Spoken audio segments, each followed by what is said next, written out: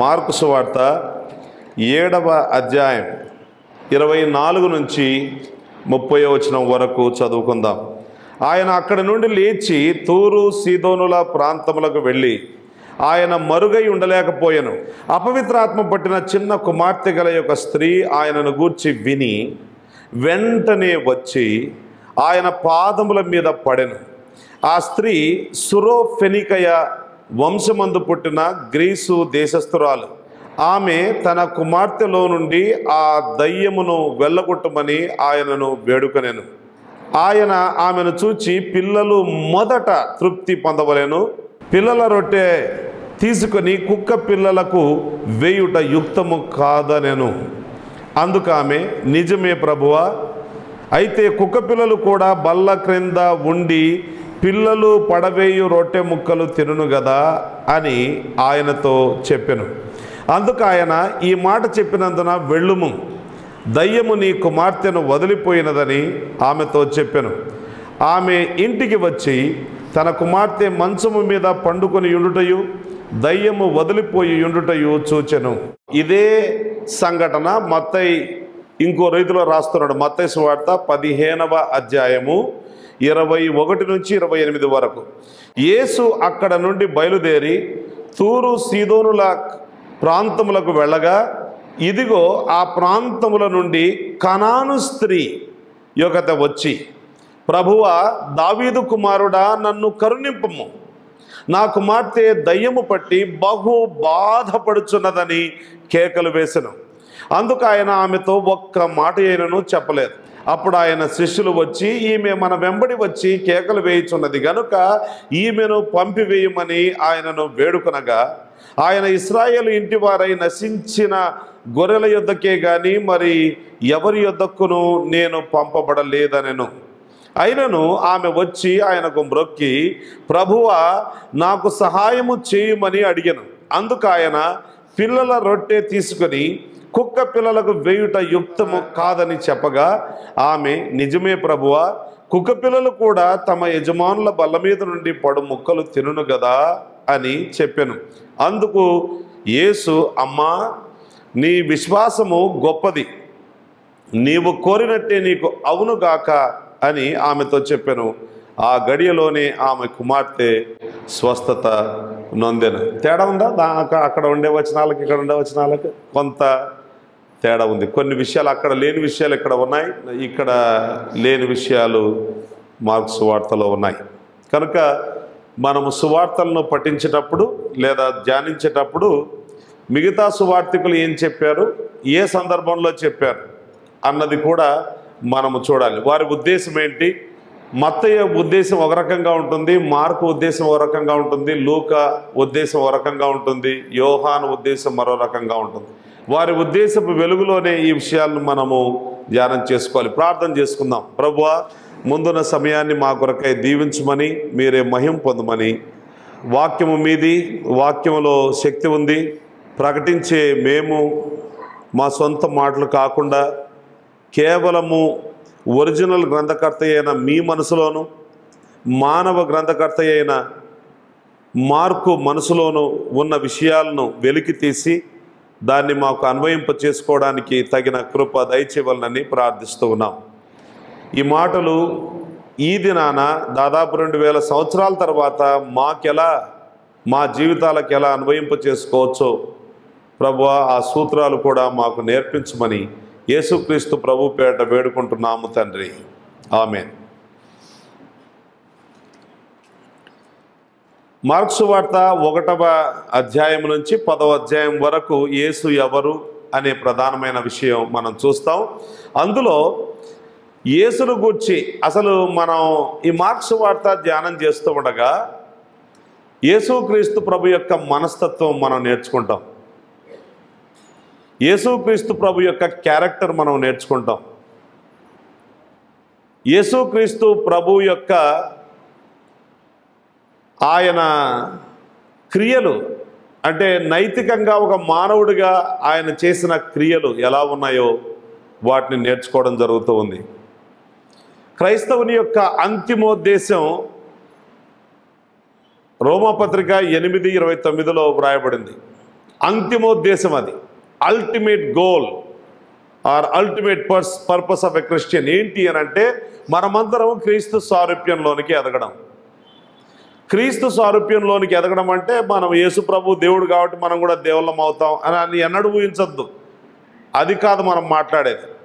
క్రీస్తు భూలోకంలో మానవుడుగా ఉన్నప్పుడు ఆయన ఎలాంటి నీతియుక్తమైన నైతిక జీవితాన్ని జీవించాడు, దానిని మన జీవితంలో పెంపొందింప చేసుకోవడమే క్రీస్తు సారూప్యం అంటే, ఇంకా మరేది కాదు. అది తెలుసుకోవాలి అని అంటే సువార్తలు చదవాలి. సువార్తల్లో ప్రభువైన యేసుక్రీస్తు యొక్క సారూప్యం మనకు కనపడుతూ ఉంది. చాలా స్పష్టంగా ఆయన ఎలా ప్రవర్తించాడు, ఏం చేశాడు, ఎవరి మీద ఎలా కనికరం చూపించాడు, ఇలాంటివన్నీ కూడా మనం నేర్చుకోవడం జరుగుతూ ఉంది. మనము తన అడుగుజాడల యందు నడుచుకున్నట్లు ఆయన మనకు మాదిరి ఉంచిపోయెను అని వ్రాయబడింది. అందులో ఆయన చేసినవన్నీ మనం చేస్తామని కాదు ఇక్కడ, కానీ మనం చేయవలసినవి ఆయన మనకు ఏ మాదిరి చూపించిపోయాడో వాటిని మనము మనస్కరించాలి. మనం చదువుకున్న ఈ లేఖన భాగానికి ఒక పేరు పెట్టుకుందాం. ఆ పేరు ఏంటంటే దేవుడే నా దిక్కు, దేవుడే నా దిక్కు, లేదా యేసే నా దిక్కు. తెలుగులో ఒక మంచి సామెత ఉంది, దిక్కు లేని వారికి దేవుడే దిక్కని. దిక్కు లేని వారికి దేవుడే దిక్కు. కీర్తనల గ్రంథంలో రాజులను నమ్ముకున్నట కంటే యెహోవాను ఆశ్రయించటం మేలు అని వ్రాయబడింది. దేవుణ్ణి మన ఆధారంగా చేసుకుంటే ఆయన వల్ల మనకు ఎలాంటి సహాయమైనా లభించవచ్చు. ఆయన ఏమైనా చేయగలుగుతాడు. రాజులు చేయలేనివి ఎన్నో ఉన్నాయి, గొప్ప గొప్ప వారు చేయలేనివి ఎన్నో ఉన్నాయి, కానీ దేవుడు చేయలేనిదంటూ, యేసు ప్రభు చేయలేనిదంటూ ఏమీ లేదు. దేవుడే నా దిక్కు. ఇక్కడ ఒక సంఘటన జరిగింది. అదేంటంటే యేసుక్రీస్తు ప్రభు తూరు సీదోను అనే అన్యజనులు ఉండే ప్రదేశానికి వెళ్ళాడు.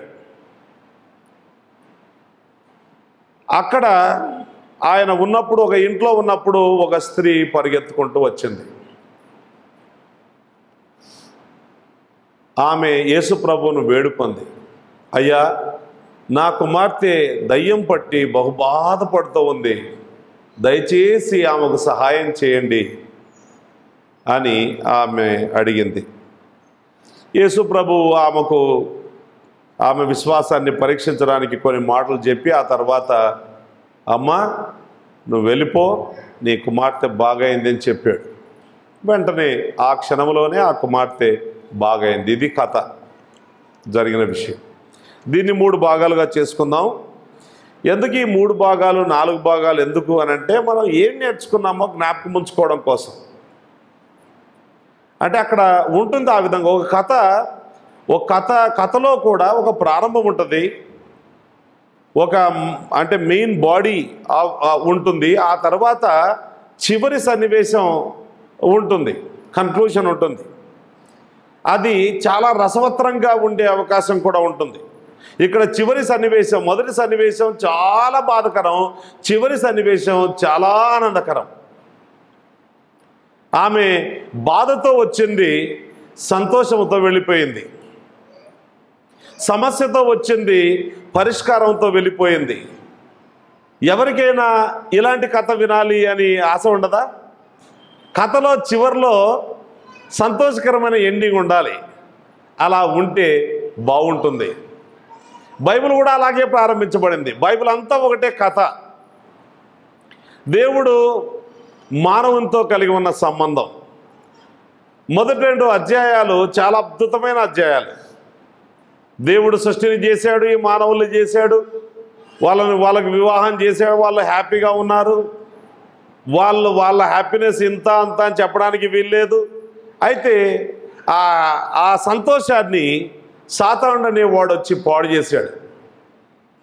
ఆనాటి నుండి నేటి వరకు మొత్తం బైబిల్ అంతట్లో ఒక 4 అధ్యాయాలు తప్ప మిగతా అధ్యాయాలు అన్నిట్లో పాపం ఉంది. మొదటి 2 అధ్యాయాల్లో లేదు, చివరి 2 అధ్యాయాల్లో లేదు. కనుక చివరిలో ఏమైపోద్ది, ఈ సాతానుడు సంగతి ఏంటి, వాడు ఇంకా తిరుగుతూ ఉన్నాడట గర్జించు సింహంలాగా. వాని ముగింపు ఏంటి అని అంటే, వాని ముగింపు నిత్య నరకాగ్నిలో ప్రభువైన యేసు వాన్ని పడవేస్తాడు. వాడు ఉండడు నిత్యత్వంలో, ఇక వాడు నరకంలో ఉంటాడు. ఎవరిని బాధ పెట్టే అవకాశం లేదు. మనము మరలా కథ సుఖాంతమవుతుంది, ఎల్లప్పుడూ సంతోషంగా. ఆదికాండం మొదటి 2 అధ్యాయాల్లో మానవుడు ఎలా ఉన్నాడో అలాగే అంతకంటే మించిన రీతిలో ప్రకటన గ్రంథం 21, 22 అధ్యాయాల్లో ఉంటాడు. ఇది బైబిల్ కథ. కనుక ఇందులో దీన్ని 3 భాగాలుగా చేసుకుందాం. మొదటి భాగంలో మనం ఏం చూస్తాం, 24 నుంచి 26 వరకు వేడుకొనుట. ఒక స్త్రీ వచ్చి యేసు ప్రభువును వేడుకొంది. ఆయన ఎక్కడున్నాడో అవన్నీ కూడా మిగతా డీటెయిల్స్ మనం తర్వాత చూడొచ్చు. వేడుకొనుట, ఆమెకుంది సమస్య. ఆమె యేసు దగ్గరికి వచ్చింది, వేడుకొంది. 24 నుంచి 26 వరకు. తర్వాత 27వ వచనంలో వివరించుట. యేసు ప్రభువు వివరించాడు. ఆమెకు తక్షణమే సహాయం ఇవ్వకపోవడానికి గల కారణం ఏంటో చెప్పాడు, వివరించుట. తర్వాత 28 నుంచి 30 వరకు విడుదల పొందుకొనుట. విడుదల పొందుకొనుట, అక్కడ సమస్య దయ్యం కాబట్టి దయ్యం నుంచి విడుదల పొందుకోవడం జరిగింది. విడుదల పొందుకొనుట, వేడుకొనుట, వివరించుట, విడుదల పొందుకొనుట, 3 విషయాలు మనం చూస్తాం. మొట్టమొదటిగా వేడుకొనుట అనే అంశంలోనికి వెళ్దాం. ఎవరు వేడుకున్నారు, ఎవరి దగ్గర ఆ విన్నపం తెలియజేశారు, ఆ వ్యక్తి ఎవరు, ఆయన ఎక్కడున్నాడు, ఆయన పరిస్థితులు ఏంటో మనకు 24 నుంచి చదివితే అర్థమవుతుంది. ఇక్కడ ఆయన అని వ్రాయబడింది. ఆయన అనంటే పై వచనాలన్నీ చదివితే యేసుక్రీస్తు ప్రభువు అని మనము చూడడం జరుగుతూ ఉంది. గత వారంలో దాన్ని చూసాం. యేసుక్రీస్తు ప్రభు యెరూషలేముకు వస్తే అక్కడ పరిసయ్యులు, శాస్త్రులు కొందరు యెరూషలేము నుంచి యేసు ప్రభు కపెర్నహూముకు వస్తే పరిసయ్యులు, శాస్త్రులు యెరూషలేము నుండి వచ్చి ఆయనలో ఏదైనా తప్పు కనుక్కోవడానికి వచ్చారు. తప్పు కనుక్కోలేకపోయారు. ఆయన అనేకమైన విషయాలు బోధించాడు. ఇప్పుడు ఆయన అక్కడ నుండి, అంటే ఆ కపెర్నహూము పట్టణము నుండి లేచి తూరు సీదోనుల ప్రాంతములకు వెళ్ళి, తూరు సీదోనుల ప్రాంతం, ఇప్పుడు మనం ఇది స్టడీ చేసేటప్పుడు గుర్తించాల్సింది ఏంటంటే, వెంటనే ఇది చదివి వెంటనే మనకి ఇది ఎలా వర్తిస్తుందో చెప్పుకోకూడదు. అసలు ఆ దినాల్లో ఈ మాటలు వ్రాసినప్పుడు వారికి ఎలా వర్తించింది అది చెప్పుకోవాలి. దాన్ని ఆధారం చేసుకొని అది మనకి ఎలా వర్తిస్తుందో మనము నేర్చుకోవాలి. అది పద్ధతి. కనుక ఇక్కడ తూరు సీదోనులు అనే పట్టణాలు. తూరు సీదోను అనేది మనం ఎక్కడున్నాము అని అంటే, ఈ స్టడీ చేసేటప్పుడు ఎక్కడున్నాము, ఇస్రాయల్ దేశంలో ఉన్నాం. గుర్తుపెట్టుకోవాలి. ఇండియాలో లేము, అమెరికాలో లేము, పాకిస్తాన్లో లేవు, ఇజ్రాయెల్ దేశంలో ఉన్నాం. యేసు ప్రభు 2000 సంవత్సరాల కిందట ఇస్రాయెల్ దేశంలో సంచరిస్తూ ఉన్నాడు. మరి తూరు సీదోను పట్టణాల గురించి తెలుసుకోవాలి అని అంటే వెనక మ్యాప్ వెళ్ళాలి. మ్యాప్ రీడింగ్ చేయడం నేర్చుకోవాలి. వెనక మ్యాప్ చూడండి. మ్యాప్లో యేసు ప్రభు క్రొత్త నిబంధన కాలములో పాలస్తీనా అనే ఒకటి ఉంటుంది. మ్యాప్ ఉంటుంది. ఈ విధంగా మ్యాప్ మీకు బైబిల్లో మ్యాప్స్ ఉంటే కనుక మ్యాప్ చూడాలి. తూరు సీదోను మ్యాప్లో పైన ఆ బ్లూ కలర్ ఉంది కదా, ఆ బ్లూ కలర్ అంటే సముద్రం. అది మహాసముద్రం, గ్రేట్ సీ అంటారు. ఆ సముద్రం పై భాగంలో తూరు అని రాయబడి ఉంటుంది. ఇంకా పైకి వెళ్తే సారేపతం అని ఉంటుంది. ఇంకా పైకి వెళ్తే సీదోను అని ఉంటుంది.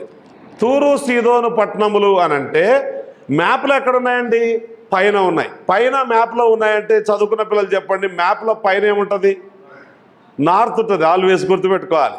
మ్యాప్ రీడింగ్ చదివే విధానం అన్నట్టు. పైన నార్త్, కింద సౌత్, దానికి ఆపోజిట్. ఇటువైపు రైట్ సైడ్ ఏమో ఈస్ట్, లెఫ్ట్ సైడ్ ఏమో వెస్ట్. సో దీన్ని ఏం చెప్పుకోవచ్చు అని అంటే, గలిలయ సముద్రానికి నార్త్ వెస్ట్లో ఉంది. ఇది చాలా దూరం వెళ్ళాడు. ఎంత దూరం అని ఆలోచిస్తే, యేసు ప్రభువు కపెర్నహూములో ఉన్నాడప్పుడు కపెర్నహూము నుండి తూరుకు 40 మైళ్ళ దూరం. సీదోను పట్టణం తూరు నుంచి సీదోనుకు వెళ్ళాలి అని అంటే అదొక 20.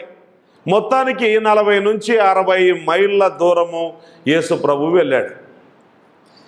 ఎందుకు వెళ్ళాడు అక్కడ అనంటే ఈ వచన భాగంలో చదివితే అన్యజనులకు సువార్త ప్రకటించడానికి వెళ్ళలేదు ఆయన. మరి ఎందుకు వెళ్ళాడు? అక్కడ రెస్ట్ తీసుకుందామని వెళ్ళాడు. ఇంతకుముందు మనము లేఖనాల్లో స్టడీ చేసాం. యేసుక్రీస్తు ప్రభు శిష్యులు పరిచర్య చేసి తిరిగి వచ్చిన తర్వాత వచ్చి ఏకాంతముగా ఉండి కొంత విశ్రాంతి తీసుకోండి అని చెప్పాడు. కానీ వాళ్ళకు విశ్రాంతి దొరకలేదు. వాళ్ళకు దొరికిన విశ్రాంతి అంతా కూడా సముద్రం మీద ప్రయాణంలోనే విశ్రాంతి దొరికింది. అవతలకి వెళ్తే విశ్రాంతి కాదు కదా, ఇంకా భయంకరమైన పరిస్థితి ఎదుర్కొన్నారు. ఏంటి అనంటే ఒక సేనానే దయ్యాలు పట్టిన వాడిని ఎదుర్కోవాల్సి వచ్చింది. ఇంకేం విశ్రాంతి ఉంటుంది? ఉన్న విశ్రాంతి వెళ్ళిపోయేది వాళ్ళకు, ఆ దయ్యాలు పట్టిన వాడిని. కనుక విశ్రాంతి లేదు, వారికి సరిపోయినంత విశ్రాంతి లేదు. అందుచేత తర్వాత యేసుక్రీస్తు ప్రభువు తన పరిచర్య ముగింపు భాగంలో ఉన్నాడు ఇక్కడ. అంటే త్వరలోనే ఆయనను చంపబోతూ ఉన్నారు. యెరూషలేము నుండి 100 మైళ్ళు పనిగట్టుకొని పరిసయ్యులు తర్వాత శాస్త్రులు వచ్చారు. ఇంతకుముందు వచ్చారు, మళ్ళీ ఇప్పుడు వచ్చారు. ఆయనను ఎప్పుడెప్పుడు చంపుదామా అని ప్రయత్నాలు జరుగుతూ ఉన్నాయి. కనుక తాను వెళ్ళిపోయే కాలం సమీపించింది. అందుచేత వెళ్ళక ముందు తన శిష్యులు బలపరచాలి, వారికి ప్రత్యేకంగా బోధించాలి అన్న ఉద్దేశం చేత ఆయన యూదుల దేశాన్ని వదిలిపెట్టేసి అన్యుల ప్రదేశాలకు వెళ్ళిపోయాడు. This is the first and the last time he went there. ఇదే మొదటిసారి వెళ్ళాడు, ఇదే చివరిసారి వెళ్ళాడు. అంటే ఒక విధంగా చెప్పాలి అంటే ఇక్కడ ఉన్న స్త్రీకి యేసు ప్రభు ద్వారా సహాయం పొందడానికి ఇదే ఫస్ట్ అవకాశం, ఇదే లాస్ట్ అవకాశం. ఒకవేళ ఆమె సహాయం కావాలి అని అంటే యూదుల దేశానికి రావాల్సి వస్తుంది, ఇశ్రాయేల్ దేశానికి రావాల్సి వస్తుంది. ఇది వాస్తవానికి సిరియా దేశంలో ఉంది. అందులోనూ సిరియాలో ఫెనీకే అనే పట్టణం చాలా ప్రఖ్యాతిగాంచింది. అందుకే ఆమెను సురో ఫెనీకియా వంశస్థురాలు అని రాశారు. సురో అంటే సైరో ఫైనీషియన్, ఫెనీషియన్ అనే పదం ఉపయోగించబడింది. అంటే ఒక అన్యురాలు. అంటే కొంచెం డీటెయిల్స్ కావాలనుకున్న వాళ్ళు ఈ డీటెయిల్స్ తీసుకోవచ్చు. ఏంటి సురో ఫెనీకియా? చాలా రోజుల నుంచి చిన్నప్పటి నుంచి చదువుతూ ఉన్నాం. ఏంటది అని అంటే దాని భావం అది. ఫెనీకే ఆ ప్రాంతము సిరియాలో, అంటే సిరియా అనేది ఇంకో దేశం, ఆ దేశంలో చాలా ప్రాముఖ్యమైన పట్టణం. ఆ పట్టణానికి లేదా ఆ ప్రాంతానికి సంబంధించింది. పాత నిబంధనలో చెప్పుకోవాలంటే కనాను ప్రాంతం అని చెప్పుకోవచ్చు. కనానీయులు అక్కడ నివసించిరి అని వ్రాయబడింది. కనుక ఆమె మత్తయి సువార్తలో ఆమెను కనానీయురాలు అని కూడా చెప్పడం జరిగింది.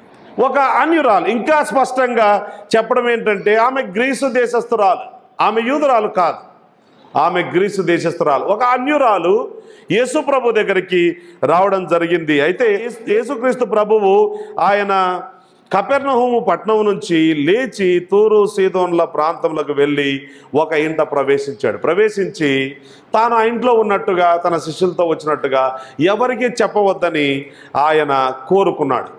ఎందుకంటే రెస్ట్ కోసం వచ్చాడు, ఆయన పరిచర్య కోసం రాలేదు. అయితే ఆయన ఎక్కడికి వెళ్ళినా ఏదో విధంగా ప్రజలకు తెలుస్తూ ఉంది. ఆయన చేసిన అద్భుతాలు, సూచక్రియలు, ఆయన మాటలు ప్రజలు విని తండోపతండాలుగా వచ్చేవారు. కనుక ఆయన ఎవరికి తాను వచ్చిన విషయం తెలియకుండా వాళ్ళని కోరెను, కానీ ఆయన మరుగై ఉండలేకపోయాను. ఆ సందర్భంలో ఆయన ఒక ఇంట్లో ఉన్నప్పుడు ఒక స్త్రీ వచ్చింది. ఈమెను కూర్చున్న విషయాలు కొన్ని గమనించాలి. నంబర్ 1, ఈమె స్త్రీ. అసలు పురుషుల సమక్షంలోనికి ఆమె ఒంటరిగా అలా రావడానికి వారి సంస్కృతి ఒప్పుకోదు. అంటే ఆమెకు యేసు ప్రభు సహాయం పొందుకోవడానికి ఉన్న అవరోధాలు చూడండి. నంబర్ 1, ఆమెకున్న అవరోధం ఏంటంటే ఆమె పురుషుల సమక్షంలోనికి ఆ విధంగా ఒంటరిగా వెళ్ళడానికి వీల్లేదు. అది మొదటి అవరోధం. రెండవ అవరోధం ఏంటంటే ఆమె గ్రీసు దేశస్థురాలు. యూదులు అన్యులతో సహవాసం చేయడం కుదరదు, చాలా తక్కువ. కనుక ఆ విధంగా కూడా యూదులకు సహాయం, యూదులు పొందుకున్నట్టుగా ఆమె సహాయం పొందుకోవడానికి ఇది రెండవ ఆటంకం. మూడవది, ఆమె కుమార్తె దయ్యము పట్టి చాలా కాలం నుంచి పీడించబడుతూ ఉంది. చాలా బాధలో ఉంది ఆమె. కుమార్తె బాధపడుతున్నందువల్ల ఆమె కూడా బాధపడుతూ ఉంది. చాలా డెస్పరేట్ కండిషన్లో ఉంది ఆమె. మత్తయి సువార్తలో మనం చూస్తాం, దావీదు కుమారుడా, అక్కడ యూదులకు ఆయన రాశాడు కాబట్టి ఆ కోణంలో ఆయన రాయడం జరిగింది. దావీదు కుమారుడా అనంటే మెస్సియాగా ఆమె గుర్తించింది. ఆమెకి ఈ విషయాలు ఎలా తెలుసు? ఆ దేశంలోకి యేసుక్రీస్తు ప్రభు ఇంతకుముందు వెళ్ళలేదు కదా. ఇదే మొదటిసారి, ఇదే లాస్ట్ సారి, మళ్ళీ వెళ్ళలేదు ఇంకా. కానీ అక్కడి నుండి యూదయ ప్రాంతానికి లేదా ఈ గలిలయ ప్రాంతానికి యేసు ప్రభు యొక్క అద్భుతాలు చూడడానికి అక్కడి నుంచి వచ్చారు ప్రజలు. వారు వచ్చి యేసుక్రీస్తు ప్రభు యొక్క మాటలు వినేవారు. మార్క్సు వార్త 3వ అధ్యాయంలో చూడండి, 3వ అధ్యాయం 8వ వచనం, మరియు ఆయన ఎన్ని గొప్ప కార్యములు చేయుచున్నాడని విని జనులు యూదయ నుండి, యెరూషలేము నుండి, యూదయ నుండి, యోర్దాను అవతల నుండి, తూరు సీదోను అనేది పట్టణ ప్రాంతముల నుండి ఆయన యొద్దకు గుంపులు గుంపులుగా వచ్చింది. ఈ అన్యులు వారి ప్రదేశాన్ని వదిలిపెట్టేసి యూదుల ప్రదేశమైన ఈ గలిలయ ప్రాంతం, యూదయ ప్రాంతంలో యేసు ప్రభు సేవ చేస్తూ ఉంటే అక్కడికి రావడం జరిగింది. సుదూరమైన ప్రయాణం చేసి వారు రావడం జరిగింది. అలాగూ తూరు సీదోను పట్టణస్థులు కొంతమంది యేసు ప్రభువును గురించి వాళ్ళ ఊర్లో మాట్లాడుకొనగా ఆమె విని ఉండవచ్చు. ఎందుకంటే ఆయనను గురించి చాలా ఇన్ఫర్మేషన్ ఆమె చెబుతూ ఉంది. లూకాసు వార్త 6వ అధ్యాయంలో ఈ విధంగా వ్రాయబడింది. లూకాసు వార్త 6వ అధ్యాయం 17వ వచనం, ఆయన వారితో కూడా దిగి వచ్చి మైదానమందు నిలిచి ఉన్నప్పుడు ఆయన శిష్యులు గొప్ప సమూహమును ఆయన బోధ వినుటకును తమ రోగములను కుదుర్చుకున్నటకును యూదయ దేశమంతటి నుండి, యెరూషలేము నుండి, తూరు సీదోనను పట్టణముల సముద్ర తీరముల నుండి వచ్చిన బహుజన సమూహమును అపవిత్ర ఆత్మల చేత బాధింపబడిన వారును వచ్చి స్వస్థత నొందిరి. తూరు సీదోను పట్టణాల్లో నుండి యేసు ప్రభు దగ్గరికి వచ్చారు. యూదయ ప్రాంతంలో, గలిలయ ప్రాంతంలో అక్కడ యేసుక్రీస్తు ప్రభు దయ్యాలు వెళ్ళగొట్టగా కూడా చూశారు. అనేకమైన స్వస్థతలు చేయగా చూశారు. ఆ విషయాలన్నీ తమ ఊరికి వెళ్ళి, తమ దేశానికి వెళ్ళి ఇతరులకు చెప్పుకోవడం జరిగింది. యేసు దయ్యాలను కూడా వెళ్ళగొడతాడు అనే విషయం వారు తెలుసుకున్నారు. లూకాసు వార్త 6వ అధ్యాయంలో సందర్భం ఏంటి అని అంటే, యేసు ప్రభువు ధన్యతలు ఆ కొండ మీద ప్రసంగం చెయ్యక ముందు ఉన్న గ్రూపును గూర్చి ఆయన వ్రాస్తూ ఉన్నాడు. చూడండి 20వ వచనంలో, బీదలైన మీరు ధన్యులు, దేవుని రాజ్యం మీది అంటాడు. కనుక ఇంతకు ముందే వీరు అంటే ఆ ఊరు వాళ్ళు, లేదా ఈమె కూడా వచ్చిందో ఏమో తెలియదు, ఆ ఊరు వాళ్ళు ఖచ్చితంగా వచ్చారు, యేసు ప్రభువును గూర్చి విన్నారు. ఈమె కూడా యేసు ప్రభు ఎంత గొప్పవాడో ముందుగానే వినింది. ఆయనకి ఎంత సామర్థ్యం ఉందో ఆమెకు తెలుసు. యేసు ప్రభు సామర్థ్యం తెలుసు. రెండవది, యేసు ప్రభు యొక్క మంచితనం కూడా తెలుసు. ఆయన ప్రజలను చూచి కనికరపడి, వారు తూరు సీదోను పట్టణస్థులైనప్పటికీ కూడా, అన్యులైనప్పటికీ కూడా వారికి స్వస్థత ఇచ్చినట్టుగా, వారికి దయ్యాలు వెళ్ళగొట్టినట్టుగా వారు విన్నారు. కనుక యేసు ప్రభు ఎవరినైనా కనికరిస్తాడు, ఎవరికైనా సహాయం చేస్తాడు అనే మాట ఆమె వినింది కాబోలు. ఆమె యేసుక్రీస్తు ప్రభు దగ్గరికి వచ్చి, ప్రభువా, దావీదు కుమారుడా, నన్ను కరుణింపుము, నా కుమార్తె దయ్యము పట్టి బహు బాధపడుచున్నదని కేకలు వేశాను. దయ్యాలు పట్టిన వాళ్ళకుండే లక్షణాలు ఇంతకుముందు ప్రసంగాల్లో చూసాం. దయ్యాలు మనుషుల్ని విలవిలలాడిస్తాయి, దయ్యాలు మనుషుల్ని నీళ్ళలో పడవేస్తాయి, దయ్యాలు మనుషుల్ని అగ్నిలో పడవేస్తాయి, దయ్యాలు మనుషుల్ని తమ స్వాధీనంలో, ఒక దయ్యమే తట్టుకోలేకపోతే ఒక సేనా దయ్యం, దాదాపు 6,000 మంది ఒకే వ్యక్తిలో నివసిస్తే వాని జీవితం ఎలాగవుతుందంటే, వాడు తనకు ఏ హాని చేసుకుంటున్నాడో కూడా తెలియని పరిస్థితి. రాళ్లతో గాయపరుచుకుంటూ తనకు తాను హాని చేసుకుంటున్నాడు. అంత మాత్రమే కాదు, వానిలో దయ్యాలు లోపల ప్రవేశించినందువల్ల ఇనుప సంఖ్యలతో బంధిస్తే కూడా సంఖ్యలను తునాతునకలుగా చేయగలిగిన శక్తి వారికి ఉంటుంది. ఇతరులకు హాని చేసే పరిస్థితి వారికి ఉంటుంది. అసలు వారు సమాజంలో జీవించడానికి వీల్లేని పరిస్థితి. పురుషులంటే బయట వదిలిపెట్టి రావచ్చు ఎక్కడో అడవిలో, కానీ అమ్మాయిని, అందులోనూ చిన్న కుమార్తెకు దయ్యం పడితే పరిస్థితి ఎలా ఉంటుంది? ఆ అమ్మాయిని బయట వదిలిపెట్టగలరా తల్లిదండ్రులు? ఎంత ఘోరమైన పరిస్థితుల్లో ఇక్కడ ఆమె ఉందో మనం గమనించాలి. కనుక అలాంటి పరిస్థితుల్లో ఆమె అనుకున్నది, దిక్కులేని వారికి దేవుడే దిక్కు. ఈ పరిస్థితిని బాగు చేయగలిగిన వాడు ఎవరు లేరు, ఒక్క యేసయ్య తప్ప ఎవరూ బాగు చేయలేరు. ఆ యేసు ప్రభువు మా ఊరికొచ్చాడు. ఇదే అవకాశాన్ని నేను జారబిడ్చుకోకూడదు, ఎలాగైనా వెళ్ళాలి అని ఆమె ప్రతి అవరోధాన్ని జయించి, ఆమెకి ఎన్నో అవరోధాలు ఉన్నాయి, ఒకదాని తర్వాత ఒకటి అనేకమైన అవరోధాలు వచ్చాయి. ఈ అవరోధాలన్నిటినీ కూడా జయించి యేసు ప్రభు దగ్గరికి ఎట్టకేలకు వచ్చింది అని మనం చూస్తూ ఉన్నాం. ఇక్కడ ఒక మాట ఉంది చూడండి, ఆమె వినింది మొట్టమొదటగా ఆయనను గూర్చి, రెండవది ఆమె విన్న తర్వాత ఇంట్లోనే కూర్చోలేదు, ఆయన దగ్గరికి వచ్చింది, మూడవది వచ్చి ఊరికే దూరంగా ఉండి ఏదో ప్రేక్షక పాత్ర పోషించడం లేదు. ఆమె సమస్య ఏంటో దేవునికి విన్నవించుకున్నది. ఇక్కడ చూడండి 26వ వచనంలో వేడుకొనెను అని ఉంది. గ్రీకు భాషలో ఇంపర్ఫెక్ట్ టెన్స్లో ఉంది. అంటే దాని భావం ఏంటంటే she kept asking the lord or begging the lord. ఒకసారి అడుక్కోలేదు, రెండుసార్లు అడుక్కోలేదు, మూడు సార్లు అడుక్కోలేదు, పదే పదే ప్రభువా, దావీదు కుమారుడా, నన్ను కరుణించుము, నా కుమార్తెను కరుణించుము, ఆమె దయ్యము పట్టి బహు బాధపడుచున్నది, ఈమెను బాగు చేయగలిగిన వాళ్ళు ఎవరు లేరు, నీవు ఒక్కడివే బాగు చేయగలుగుతావు. అందులోనూ ఆ దయ్యం పట్టిన అమ్మాయిని తీసుకొని రాలేదు ఇక్కడికి, అది కూడా గమనించాలి. ఇక్కడ హీలింగ్ ఆర్ ఎక్సార్సిజం ఇన్ అబ్సెన్షియా, ఆమె లేకపోయినప్పటికీ కూడా యేసు బాగు చేయగలుగుతాడు. ఆయన ఎదురుగా వస్తేనే, ఆయన ముట్టుకుంటేనే, ఏదో ఒక మాట చెప్తేనే అవుతుందని కాదు, లేకపోయినా ఇతరుల పక్షాన వేడుకుంటే పని జరిగినట్టుగా మనము సువార్తల్లో చూస్తాం. కనుక ఆమె అంత నమ్మింది. యేసు ప్రభు ఊరికి అక్కడే ఉండి ఓ మాట చెప్తే సరిపోద్దులే అని అనుకుంది. కనుక ఆమె వేడుకుంటూనే ఉంది. మత్తయి సువార్త 7:7లో వ్రాయబడింది, అడుగుడి మీకు ఇవ్వబడును. ఓసారి అడిగి మర్చిపోవాలని కాదు, గ్రీక్ భాషలో కంటిన్యూస్ టెన్స్లో ఉంది. కీప్ ఆన్ ఆస్కింగ్, అడుగుతూనే ఉండండి, పొందేంత వరకు అడుగుతూనే ఉండండి. ఒకవేళ దేవుని చిత్తం అది కాదు అనంటే అది వేరే సంగతి, కానీ అడగడం మానేయకూడదు, అడుగుతూనే ఉండాలి. ప్రభు దగ్గర నుంచి సహాయం పొందుకునేంత వరకు అడుగుతూనే ఉండాలి. పాత నిబంధనలో ఒక వ్యక్తి దేవదూతతో రాత్రంతా పెనుగులాడడం జరిగింది. తెల్లవారుతో ఉంది, నన్ను పోనివ్వు అని ఆ దేవదూత అడగడం జరిగింది.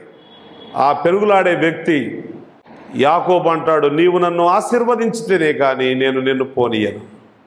అంత పట్టుదల ఉండాలి. అందుకే యేసుక్రీస్తు ప్రభువు ప్రార్థనలో నీరసెల్లి ప్రార్థన చేయడం మానేస్తారని కొన్ని ఉపమానాలు కూడా చెప్పాడు. మనుషులు విసుకక నిత్యము ప్రార్థన చేయుచుండవలనని ఆయన వారికి ఉపమానము చెప్పాను. ఏదైనా మనకు కష్టం వచ్చిందనుకోండి, ఎవరూ తీర్చలేని సమస్య వచ్చిందనుకోండి, అలా వస్తే వెంటనే ఇంకా డాక్టర్లు కూడా ఏం చేయలేరట, మేము కూడా చేతులు ఎత్తేస్తాం అని అనుకోకూడదు. డాక్టర్లు చేయలేని సంగతిని దేవుడు అమాంతంగా చేయడం జరిగింది. కనుక మనము దేవుని మీద నమ్మకం కోల్పోకూడదు. ఒకవేళ ఆ వ్యక్తి చనిపోతే అప్పుడు ప్రభువు పాదముల దగ్గర పడి ఆయనను ఆరాధించి ఆయన చిత్తానికి మనము తల వంచాలి. లేకపోతే కనుక మనము ఆ వ్యక్తిని బాగు చేసేంత వరకు లేదా సహాయము పొందుకునేంత వరకు ఆయన దగ్గరికి వచ్చి అడుగుతూనే ఉండాలి. డోంట్ లూజ్ హార్ట్, అడుగుతూనే ఉండాలి. సహాయం పొందుకునేంత వరకు అడుగుతూనే ఉండాలి.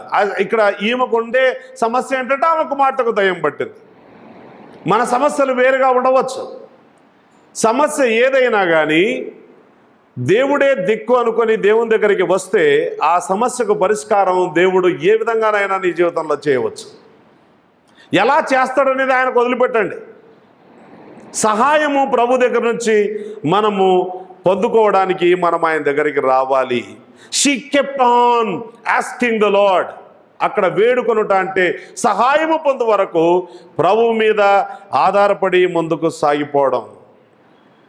ప్రియమైన వారలారా, ఈ దినం నీకున్న పరిస్థితి ఏంటి, నీకున్న సమస్య ఏంటి? ఆ సమస్యకు పరిష్కారం, ఏ సమస్యకైనా పరిష్కారం యేసుక్రీస్తు ప్రభువేనని గుర్తిస్తావా? ఒక అన్యురాలు గుర్తించింది, యేసు ప్రభువును నమ్ముకున్న మనం గుర్తించకపోతే ఎంత బాధకరమైన విషయం అది. మనకు సమస్య రాగానే వెంటనే మనము ఎవరు సహాయం చేస్తారని మానవుల వైపు చూడడం అనేది జరుగుతూ ఉంది. అలా చూడడం నేర్చుకోకూడదు. మనుషులు ఒకవేళ సహాయం చేయాలనుకున్నా చేయకపోవచ్చు, మంచి మనసు లేకపోవచ్చు. ఒకవేళ మనసున్న సహాయం చేసే ఏమంటారు ఆ స్తోమత లేకపోవచ్చు. కానీ దేవుడు ఎవరికైనా ఏ క్షణంలోనైనా ఏ విధంగానైనా సహాయం చేయగలుగుతాడు. ఏ దిక్కు లేని వారికి దేవుడే దిక్కు. అంటే ఫస్ట్ వేరే దిక్కులు చూడాలని కాదు దాని భావము, ఊరికే ఆ సామెతను మీరు దృష్టించాలని మనవి చేస్తున్నాం. దేవుడే దిక్కు అనే సామెతను దృష్టించాలి. ఇక్కడ ఆమె వచ్చింది, ఆమె వినింది యేసు ప్రభువును గూర్చి. ఆయనను గూర్చి ఎక్కువగా వినే కొద్దీ వాస్తవానికి దేవుడు మానవుల జీవితాల్లో ఎలా పనిచేస్తాడు, ఎలా సహాయం చేస్తాడు అంటే వినే కొద్దీ ధైర్యం కలుగుతుంది. ఆయన దగ్గరకు వచ్చి సహాయం కోరాలనే ధైర్యం కలుగుతుంది. ప్రార్థన చేస్తే దేవుడు ఎక్కడి నుంచైనా ఏ ప్రదేశం నుంచైనా సహాయం చేయవచ్చు. ఏ విధంగా ఎలా వస్తుందో తెలియదు, కానీ సహాయం వస్తూ ఉంది. కనుక ఈమె దగ్గర నుంచి మనం నేర్చుకునేది ఏంటంటే ఖచ్చితంగా మనము ప్రభువును గూర్చి బాగా వినాలి. ఆయన ఎంత మంచివాడో, ఎంత సర్వశక్తిమంతుడో, ఏమేమి చేయగలుగుతాడో ఆయన గురించి తెలుసుకునే కొద్దీ ఆయన మీద మనసు వస్తుంది. ఆయన మంచితనాన్ని బట్టి ఆయనైతే నన్ను త్రోసివేయడు, ఆయన సహాయం చేస్తాడు అని ఆయన గురించి వినే కొద్దీ ఆయన దగ్గరికి రావాలి అనే కోరిక వస్తుంది. అంత మాత్రమే కాదు, ఆయన్ను వేడుకోవాలనే మనస్సు కూడా వస్తూ ఉంది. ఇది మొదటిది. రెండవది వివరించుట. సరే, ఆమె వచ్చింది, వేడుకున్నది. యేసుక్రీస్తు ప్రభువు మత్తయి సువార్తలో ఈ విధంగా రాయబడింది చూడండి, 15వ అధ్యాయం 23వ వచనం. అందుకు ఆయన ఆమెతో ఒక్క మాట ఏనో చెప్పలేదు. చాలా డిస్కరేజింగ్ సిచ్యువేషన్. మనం ప్రార్థన చేస్తే మనకు జవాబుగా ఇమ్మీడియట్గా జవాబు రాకపోవచ్చు. అసలు దేవుడు ఎందుకు, హెవెన్ ఈజ్ సో సైలెంట్ అంటారు ఇంగ్లీష్లో. హెవెన్ ఈజ్ సో సైలెంట్ అంటే పరలోకమందు, దేవునికి ప్రతిగా మాట ఉపయోగిస్తాం అన్నట్టు. పరలోకమందున్న దేవుడు మౌనంగా ఉన్నాడు. నా సమస్యకు పరిష్కారమే చెప్పట్లేదు. అసలు ఏంటి, దేవుడు నన్ను పట్టించుకుంటున్నాడా లేదా, నా విషయం ఏంటి అన్నట్టుగా ఉంటుంది. దేవుని మౌనము మనకు చిరాకు కలగజేస్తుంది. ఇక్కడ యేసు ప్రభువు ఒక్క మాట కూడా చెప్పకుండా ఉన్నాడు. అక్కడ ఉండే శిష్యులు అన్నారు, వాళ్ళకు చిరాకు వచ్చేసింది. ఈమె మన వెంబడి వచ్చి కేకలు వేయుచున్నది కనుక ఈమెను పంపివేయమని ఆయనను వేడుకున్నారు. వాళ్ళ ప్రార్థన వేరే. వాళ్ళ ప్రార్థన ఏంటంటే ఈమె అంత చిరాకు పెట్టేస్తుంది, మనల్ని పంపేసేయండి అని వారు వేడుకుంటూ ఉన్నారు. కనుక ఇక్కడ పరిస్థితి చాలా, అంటే ఆమె డిస్కరేజ్ అయిపోయి వెళ్ళిపోవడానికి పరిస్థితులు చాలా అనుకూలంగా ఉన్నాయి. యేసుప్రభు ఈ విధంగా అన్నాడు, ఇశ్రాయేలు ఇంటి వారై నశించిన గొర్రెల యొద్దకే కానీ మరి ఎవరి యొద్దకును నేను పంపబడలేదు అని తన శిష్యులతో చెప్పాడు. Yes, I came for Israel and this is not the time for the gentiles అని ఆ విధంగా చెప్పాడు. చెబితే ఆ మాట ఆమె విని ఆయనకు మ్రొక్కి, సేమ్ పదం, ఆరాధించి అనే పదమైన మ్రొక్కి అయినా రెండొకటే గ్రీక్ భాషలో. ఆయనకు మ్రొక్కి, ప్రభువా నాకు సహాయము చేయమని అడిగాను. మళ్ళీ అడుగుతూ ఉంది లార్డ్. అసలు ఈ పదం మత్తయి సువార్తలో చాలాసార్లు ఉంది లార్డ్, కురియోస్ అనే పదం. కానీ మార్క్స్ వార్తలో ఇక్కడ ఒక్క చోటనే ఉంది. ఒక అన్యురాలు యేసు ప్రభువును లార్డ్ అంటూ ఉంది.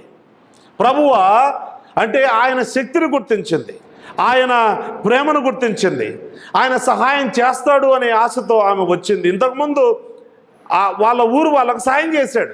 వాళ్ళ ఊరిలో దయ్యాలు పట్టిన వారికి బాగు చేశాడు ఇంతకుముందు. అంటే వాళ్ళు ఇక్కడికి వచ్చారు. సో అలాంటి వారిని ఆమె ఆ సంగతులు విని ధైర్యంతో ఆ విధంగా అంటూ ఉంది. యేసుక్రీస్తు ప్రభు అంటున్నాడు చూడండి, ఇప్పుడు మార్క్స్ వార్తలోనికి రండి, 27వ వచనం. ఆయన ఆమెను చూచి, పిల్లలు మొదట తృప్తి పొందవలెను, పిల్లల రొట్టె తీసుకొని కుక్క పిల్లలకు వేయుట యుక్తము కాదు. దీని మీద రకరకాలైన విధాలుగా ప్రజలు చెబుతూ వస్తూ ఉంటారు. అయితే విషయాన్ని మనం ఇక్కడ గమనించాలి. మొదట అనే మాట గమనించాలి. మొదట రక్షణ యూదులలో నుండి కలుగుచున్నది అనే మాట గమనించాలి. సువార్త నమ్ము ప్రతి వానికి మొదట యూదునికి, అటు తర్వాత గ్రీసు దేశస్థునికి శక్తివంతమై ఉన్నది అనే మాటను గమనించాలి. దేవుడు ఆదికాండం 12వ అధ్యాయంలో అబ్రహాముని అనుకున్నాడు. ఎందుకు అనుకున్నాడో తెలుసా? నీ యందు సర్వలోకములోని ప్రజలు ఆశీర్వదించబడాలి. అది all the nations of the world would be blessed in you. అది దేవుని యొక్క ఉద్దేశం. కానీ నీ ద్వారానే జరుగుతుంది ఆ పని. మొదట నేను నిన్ను ఆశీర్వదిస్తాను, నీవు ఇతరులకు ఆశీర్వాదకరంగా ఉంటావు. అది పాయింట్. దేవుడు ఇన్ని దేశాలు ఉన్నాయి కదా, 200 పైచిలకు దేశాలుంటే ఇన్ని దేశాల్లో దేవుడు ఇశ్రాయేలును మాత్రమే ఎన్నుకున్నాడు ఒక దేశంగా.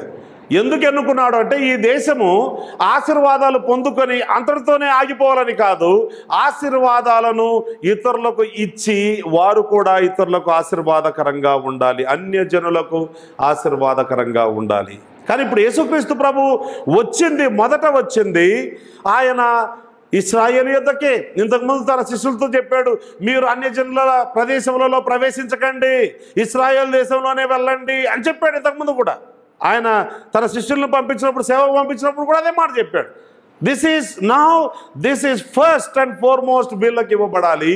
ఎందుకంటే దేవుని యొక్క చిత్తంలో దేవుడు వీళ్ళని ఆశీర్వదించి వీరు ఇతరులకు ఆశీర్వాదకరంగా ఉండడము అనేది పెట్టాడు. అందుకోసమని యేసుక్రీస్తు ప్రభు ఆమెతో ఈ విధంగా అంటున్నాడు. పిల్లలు అంటే ఎవరు? పిల్లలు అంటే ఇశ్రాయేలీయులు. నేను దాదాపుగా 10-12 కామెంటరీస్ చదివా, మోర్ దెన్ దాట్ చదివితే ప్రతి ఒక్కరు ఈ విధంగానే రాశారు. ఇంకో కొంతమంది ఏమని రాశారంటే పిల్లలంటే శిష్యులు. యేసుప్రభు ఆల్రెడీ శిష్యులతో భోజనానికి కూర్చున్నాడు. అక్కడ భోజనానికి కూర్చున్నప్పుడు ఇవాళ లోపల ప్రవేశించింది, ఆల్రెడీ కూర్చున్నారు.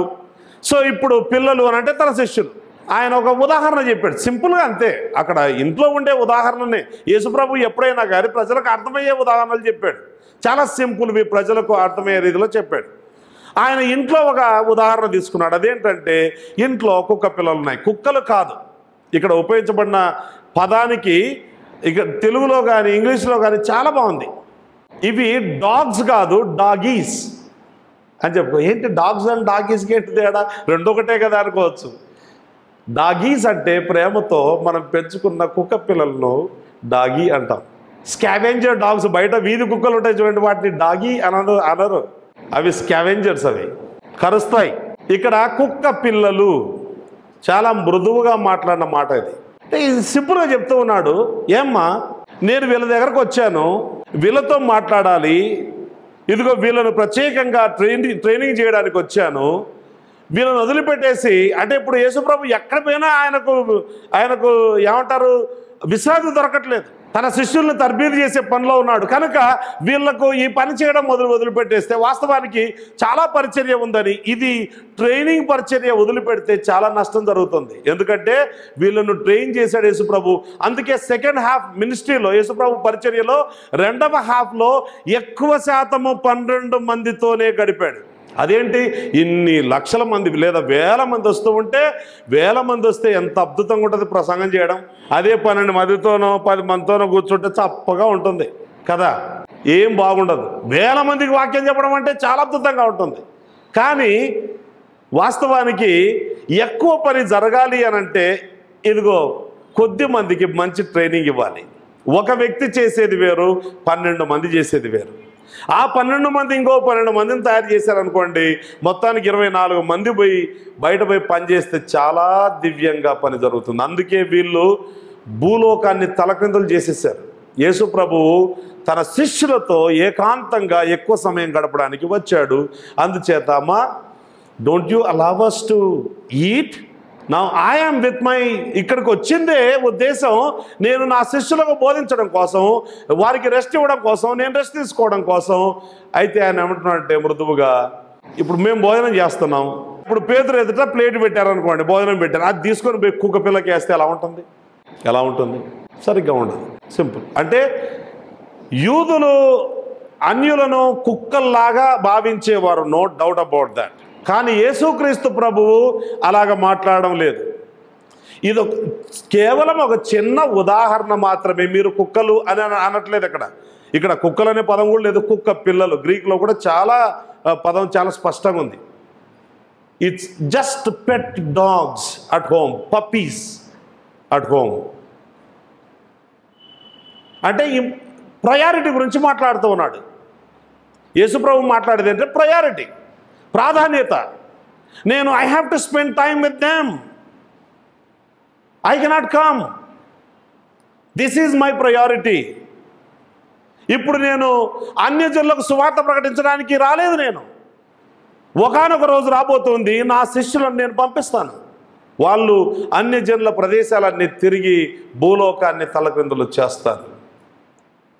First they should be fed, ఆ తర్వాత ఇతరులకు వస్తూ ఉంది అని అంటే ఆమె ఒక విధంగా అదే పదాన్ని తీసుకొని, యేసుప్రభు పదాన్ని తీసుకొని నిరుత్సాహపడి, నన్ను ఇలాగంటావా, ఓ నువ్వు ఒక్కడవే చేస్తావేమో అని నా మాటలు యేసుప్రభుని తిట్టి వెళ్ళిపోలేదు. ఆమె అంటుంది, అయ్యా మీరు డిస్టర్బ్ అయి వాళ్ళందరిని వదిలిపెట్టేసి నా వెంట రమ్మని నేను కోరట్లేదు. చూడండి అక్కడ ఏమనుంది అని అంటే, అందుకు ఆమె నిజమే ప్రభువా, అయితే కుక్క పిల్లలు కూడా బల్ల క్రింద ఉండి పిల్లలు పడవేయి రొట్టె ముక్కలు తినును కదా అని ఆమెతో చెప్పాను. నార్మల్గా అలా తింటూ ఉండగా పడిపోతాయి కదా, ఆ ముక్కల కాదు. ఆ దినాల్లోనంట రొట్టె ముక్కలతో ధనవంతులు క్లీన్ చేసుకునేవారట. క్లీన్ చేసుకొని ఆ ముక్కలు, క్లీన్ చేసిన ముక్కలను పడేసేవాళ్ళు. అవి కుక్కలకు, కుక్క పిల్లలకు వేయబడతాయి. మనము అంతా తిన్న తర్వాత మిగిలిన ఆ ఎముకలు ఏవైతే ఉన్నాయో అవి తీసుకొని వచ్చి కుక్కలకి వేస్తాం కదా, అది కాదు ఇక్కడ మాట్లాడేది. While you are eating you can just give some crumbs, అంటే నీవు ఇక్కడే ఉండి నాకు సహాయం చేయొచ్చు. I'm not asking you to come there. ఇలాంటి విశ్వాసం యేసుప్రభు అమ్మా నీ విశ్వాసం గొప్పది అన్నాడు. యూదులలో ఇలాంటి విశ్వాసం లేదు. యేసుప్రభు ఈ విశ్వాసం గొప్పదని మెచ్చుకున్న వాళ్ళంతా కూడా అన్యులే. ఒక శతాధిపతి, రోమా శతాధిపతి, ఆయన కూడా అన్యుడే. ఆయన కూడా తన కోసం రాలేదు, తన దాసుని కోసం ఇన్ అబ్సెన్షియా ఆయనను తీసుకొని రాలేదు. ఒక్కడే వచ్చాడు, అడిగాడు, నీ విశ్వాసం గొప్పది, ఇశ్రాయేలీయులలో ఇంత విశ్వాసం నేను ఎన్నడూ చూడలేదు అని అన్నాడు. Crumbs, I'm just asking for crumbs from the table. మీ దాంట్లో నుంచి కొంచెం అలా కుమ్మరించండి, తర్వాత అది వేరే సంగతి, మీరు సంపూర్ణంగా వచ్చి చేయడం అనేది వేరే సంగతి కానీ, but let me have something like that. ఇందులో ఏం నేర్చుకుంటామండి మనం? ఏమి నేర్చుకుంటామంటే పర్సిస్టెన్స్ నేర్చుకుంటాం. ఒకవేళ దేవుడు మనల్ని పరీక్ష చేయొచ్చు. ఎన్నో సందర్భాల్లో అవసరతలో సహాయం చేయకుండా దేవుడు పరీక్ష చేయొచ్చు. పరీక్ష చేస్తే పరీక్షలో ఓడిపోతామా? బైబిల్లో అలా ఇది చాలా విచిత్రంగా ఉంటుంది. సౌలు కథ, ముఖ్యంగా సౌలుది, అమాలేకీయులతో యుద్ధం చేయడానికి వెళ్ళినప్పుడు ఏమీ మిగిల్చకుండా మొత్తం అంతా అతం చేసి రావాలని చెబితే పెద్ద పెద్ద మంచి మంచి కోడె దూడలు తీసుకొని వస్తారు. ఒంగోలు గిత్తలు, మన భాషలో చెప్పుకోవాలనుకుంటే ఒంగోలు గిత్తలు అంటే ఒంగోలు చాలా ఫేమస్ అన్నట్టు గిత్తలకు. సో కాబట్టి అట్లా ఒంగోలు గిత్తలు తీసుకొని వచ్చి దేవునికి అర్పిస్తే దేవుడు ఎంత సంతోషపడతాడో అని అన్నట్లుగా ఊహించుకొని అవన్నీ తీసుకొని అలాగే వచ్చారు. వస్తే అంత అయిపోయింది. ఇంకా ప్రజలు ఆయన దగ్గర నుంచి వెళ్ళిపోతూ ఉన్నారమ్మో, అందరూ వెళ్ళిపోతారేమో, వెళ్ళిపోతే నేను ఒక్కరిని మిగిలిపోయి యుద్ధం చేయలేను అనుకొని దేవుడు ఆయనకి ఇవ్వని పనిని, రాజు యాజకుని పనిని చేయడం జరుగుతూ ఉంది. చేయగానే చేసి ముగించడం లేదు, ఇక అక్కడే ఉన్నాడు. వెంటనే పక్క గదిలో ఉండి వచ్చినట్టుగా సమూయేలు వస్తాడు. అంటే పరీక్ష అలా ఉంటుంది. లాస్ట్ సెకండ్ వరకు నీవు నమ్ముతావా లేదా నీ సొంత ఊహలకు తావిచ్చి నీ సొంత పద్ధతిలో వెళ్ళిపోయి దేవునికి వ్యతిరేకంగా ప్రవర్తిస్తావా అని ఎన్నో సందర్భాల్లో దేవుడు పరీక్ష చేసినప్పుడు ఆ పరీక్షలో లాస్ట్ వరకు కనిపెట్టుకుంటే దీవెన వస్తుంది. అబ్రహాము, ఆయన భార్య అయిన శారాయి, అబ్రహాంకి 75 ఏళ్ల వయసులో దేవుడు చెప్పాడు నీకు సంతానం ఇస్తానన్నాడు. కానీ జరగలేదు. దాదాపు 13 సంవత్సరాలు అయింది, ఏం జరగలేదు. ఇలా ఇస్తాడు కాబోలు అనుకుని వేరే తీర్మానం చేశారు. ఆ తర్వాత ప్రపంచమే నాశనం అయిపోయింది. దాన్ని బట్టి నేటికి సఫర్ అవుతుంది వాళ్ళు చేసిన తీర్మానం. లాస్ట్ వరకు మనము అంటే ఆ విధంగా పర్సిస్టెన్స్ చూపించాలి. దేవుడు మనకు కొన్ని సందర్భాల్లో ఇవ్వకుండా ఆపి దేవుడు మనల్ని పరిశోధించవచ్చు. ఆ సందర్భంలో కూడా మనము కొనసాగాలని నేర్చుకుంటూ ఉన్నాం. చివరిగా ఈ మాట చూద్దాం. అందుకు ఆయన ఈ మాట చెప్పినందున వెళ్ళుము, దయ్యము నీ కుమార్తెను వదిలిపోయినదని ఆమెతో చెప్పాను. అమ్మా నీ విశ్వాసం గొప్పది. మత్తయి సువార్తలోనైతే నీవు కోరినట్టే నీకు అవునుగాక. ఏదైతే కోరుకొని వచ్చావో నీవు కోరినట్టే నీకు అవునుగాక. ఆమె విశ్వాసాన్ని యేసు ప్రభు గౌరవించడం జరిగింది. అంటే మన విశ్వాసమును బట్టే అన్నీ జరుగుతాయి అని మనం అలా కూడా ఆలోచించకూడదు. విశ్వాసం పాత్ర లేకుండా కూడా ఎన్నో సందర్భాల్లో యేసు ప్రభు బాగు చేయడం జరిగింది. Out of his grace he has done so much. కానీ అలా విశ్వాసంలో ఎదగాలని కోరుకుంటూ ఉన్నాడు. ఆయన మెచ్చుకున్నాడు. అమ్మా, నీ విశ్వాసము గొప్పది, నీవు కోరినట్లే నీకు జరుగుతుంది. ఈ మాట చెప్పినందున వెళ్ళుము, దయ్యము నీ కుమార్తెను వదిలిపోయినదని ఆమెతో చెప్పాను. ఆమె ఇంటికి వచ్చింది. ఈ విషయం మార్కెట్లో తెలుసు అంటే ఎవరైనా శిష్యుల్లో ఒకరిద్దరు కలిసి ఆమెతో పాటు వెళ్ళి ఉండాలి. అంటే పర్సనల్గా ఇంటికి వచ్చినప్పుడు ఏం జరిగిందో చెప్తున్నాడు. ఆమె ఇంటికి వచ్చి తన కుమార్తె మంచము మీద పండుకొని rest, she was taking rest. ఇంతవరకు రెస్ట్లెస్గా ఉండింది, ఇప్పుడు రెస్ట్ తీసుకుంటుంది. ఇంతవరకు నెమ్మది లేదు, ఇంట్లో సమాధానం లేదు, అమాంతంగా సమాధానం వచ్చేసింది. యేసు ప్రభువు ఆయన ఒక్కడే ఇలాంటి సమాధానాన్ని ఇవ్వగలడు. క్షణాల్లో సమాధానం ఇవ్వగలడు. సముద్రాన్నే నిమ్మలింప చేయగలిగిన వాడు మామూలు మన జీవితాల్లో జరిగే చిన్న చిన్న విషయాలను నిమ్మలింప చేయలేడా? ఏవైనా చేయగలుగుతాడు. ఆమె ఇంటికి వెళ్ళింది. తన కుమార్తె మంచం మీద పడుకొని ఉండుటయు దయ్యము వదిలిపోయి ఉండుటయు సూచన. యేసుప్రభు ఎవరి జీవితంలోనైనా ఇలా చేయగలుగుతాడు. ఎవరి జీవితంలోనైనా చేయగలుగుతాడు. ఇప్పుడు ప్రస్తుతం దయ్యాలు పట్టడం అనేది it's not the modus ఆపరాండి of the devil అని చెప్పుకోవచ్చు. అది ప్రధానమైన దయ్యం యొక్క, సాతాన్ యొక్క ప్రధానమైన పని కాదు యేసుప్రభు కాలంలో ఉన్నట్టుగా. నిజంగా దయ్యాల పని చాలా విపరీతంగా జరుగుతుంది. బట్ దయ్యము పట్టుట అనే పని, ఒకవేళ ఎవరికైనా దయ్యం పడితే వాళ్ళ అవిశ్వాసులు, వాస్తవానికి విశ్వాసులు కాదు. సరే, దయ్యం పడితే ఇప్పుడు మనం ఏం చేయాలి? ఇప్పుడు నా దగ్గరకు వచ్చారనుకోండి, దయ్యం పట్టింది, నా దగ్గరకు వచ్చాను, నేనేం చేయాలి? నేను అపోస్తలుని కాదు. దయ్యాలు వెళ్ళగొట్టింది యేసుప్రభు, అపోస్తలు తప్ప ఎవరు వెళ్ళగొట్టలేదు. గుర్తుపెట్టుకోలే విషయాన్ని. దయ్యాలు ఎలా వెళ్ళగొట్టాలో కొత్త నిబంధనలో రాయలేదు, అంటే పత్రికల్లో రాయలేదు. డిస్క్రిప్షన్ వేరు, ప్రిస్క్రిప్షన్ వేరు. అంటే ఇలా వెళ్ళగొట్టారు వేరు, వెళ్ళగొట్టే పద్ధతి ఇది అని చెప్పడం వేరు. ప్రిస్క్రిప్షన్ అంటారు దాన్ని. డిస్క్రిప్టివ్ ప్యాసేజ్ తీసుకొని ప్రిస్క్రిప్షన్గా మార్చకూడదు. ఎక్కడా లేదు. ఎలా దయ్యాలు వెళ్ళగొట్టాలో పత్రికల్లో ఎక్కడా లేదు. అంటే that's not going to be your main work, don't worry అన్నట్టుగా దేవుడు చెప్పాడు. ఎలా ఎక్కడ లేదు. మరి ఒకవేళ దయ్యాలు పడుతుంది. నేను కూడా వెళ్ళగొట్టాను, కొంతమందిని దయ్యాలు వెళ్ళగొట్టాను. సో ఎలా జరుగుతుంది ఆ పని అంటే సింపుల్. అపోస్తలుడైన పౌలు కొలస్సీలకు రాసిన పత్రికలో రక్షణ పొందకముందు పరిస్థితి ఏంటి, పొందిన తర్వాత పరిస్థితి ఏంటి అని రాస్తాడు 2వ అధ్యాయంలో. వారు సాతాను అధికారము నుండి యేసుక్రీస్తు ప్రభు రాజ్యంలోనికి వచ్చారు. From the Kingdom of the devil into the Kingdom of Christ. ఎలా వచ్చారు? సువార్తను నమ్ముట ద్వారా వచ్చారు. అంతవరకు సాతాను చేతుల్లో ఉన్నవారు ఇప్పుడు సాతాను పిల్లలు దేవుని పిల్లలు అయ్యారు. ఎలా అయ్యారు? మధ్యలో ఏం జరిగింది? సువార్త పని జరిగింది. కనుక సువార్త ప్రకటించాలి. తర్వాత రెండవది ప్రార్థన చేయాలి. ఏ కష్టమున్నా ప్రార్థన చేయాలి, అంతే. Preach the gospel and pray. ఎవరైనా చేస్తే ఆ పని చేయవచ్చు. ఇంతవరకు మనము ఏమి నేర్చుకున్నామంటే దేవుడే మనకు దిక్కు. అందులో మనం నేర్చుకున్నది ఏంటంటే, ఒకటి వేడుకొనుట. ఒక స్త్రీ వచ్చింది, తన సమస్యనంతటినీ కూడా యేసు ప్రభువుకు విన్నవించి ఆమె వేడుకుంటూనే ఉంది. యేసు ప్రభు స్పందించేంత వరకు వేడుకుంటూనే ఉంది. అసలు యేసు ప్రభువు వివరించిన తర్వాత కూడా, ఆయన ఎందుకు వచ్చాడో వివరించిన తర్వాత కూడా ఇంకా ఆమె కనీసము బల్ల మీద నుంచి పడే రొట్టె ముక్కలైనా చాలు అన్నట్టుగా ఆమె వేడుకోవడం జరిగింది. అంటే అంత పర్సిస్టెన్స్ మనకు కూడా ప్రభు దగ్గర నుంచి సహాయం పొందుకోవడానికి మనకు అలా ఉండాలి. ఇందులో ప్రధానంగా ప్రభు ఎంత సామర్థ్యం గలవాడో అన్నది ప్రధానమైన విషయం. ఆయన ఏమైనా చేయగలుగుతాడు. ఎవరు సమాధానము లేని పరిస్థితుల్లో అందరూ ఉండగా అలాంటి వారికి సమాధానం ఇవ్వగలిగిన వాడు యేసు ప్రభు.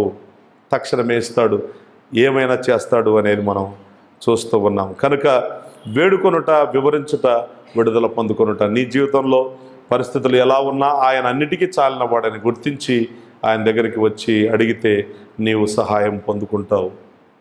దేవుడి మాటలు మన కొరకే దీవించును గాక.